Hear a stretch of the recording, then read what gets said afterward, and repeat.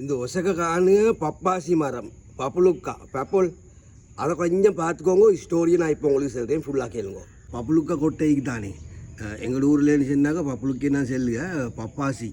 அப்போ பெப்புல் அது அந்த அந்த ஏட்டை பெப்புல் கொட்டை கொண்டாந்து நாட்டி அது கொஞ்சம் சமந்தி வரக்குள்ள அதுக்கு இப்போ போட்டு முறம் போட்டு தண்ணி ஊற்றி அதுக்கு சாத்து பண்ணி ஃபுல் ட்ரை ஒன்று பண்ணி மரத்தை இதாக்கிறாக்க காய் ஒழுங்காக வரவும் இல்லை, மரம் செலுத்தியாக சமையவும் இல்லை. எவ்வளோ தான் அதுக்கு சாத்து பண்ணினாலும் சமையலை அது அப்படி செத்து போய்த்துட்டு. அதுக்கு பிறகு கொஞ்சம் மரம் ஒன்று கண்ட காட்டுக்குழி இல்லை எங்கட தோட்டத்தில். அப்புறம் நாங்கள் சும்மா சாத்து பண்ணுவோம் இல்லை, இப்போ உரம் போடுவோம் இல்லை, தண்ணி ஊற்றுவோம் இல்லை, ஒன்றும் இல்லை. அது சமைஞ்சி பலன்னு சொல்லி இப்போ உங்களுக்கு காண்றே எவ்வளோ காய். டெய்லி ஒவ்வொரு காய் பழுத்து நாங்கள் தின்னு ஃப்ரீ சைஸ் 6-7 பேருக்கு ஒரு காயை தின்னாலும் நல்லா பவுன் நிரம்ப.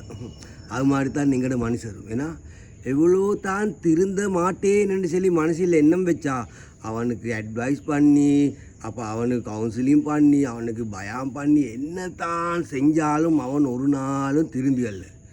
நான் இந்த சமூகத்தில் நல்லா வரணும், நல்ல மனுஷன் உண்டா வரணும், சமூக சேவையில் செஞ்சு கொண்டு சந்தோஷமாக எல்லாரோடையும் ஒத்துமையாக நிற்கணும்னு மனசில் என்ன மீக்கியவனுக்கு கவுன்சிலிங் தேவையும் இல்லை, அட்வைஸ் தேவையும் இல்லை, நல்ல ஒன்றுமே தேவையில்லை. நல்லா வாரவன் மனசில் என்ன மீந்தால் அவன் எப்படியுமே நல்லா வாரலேன்னு சொல்லி என்ன மனசிலிருந்தால் அவனுக்கு எவ்வளோ தான் நாங்கள் பூத்தினாலும் அவன் நல்லா வாரவே இல்லை. உள்ளந்தான் எல்லாத்துக்கும் காரணம்.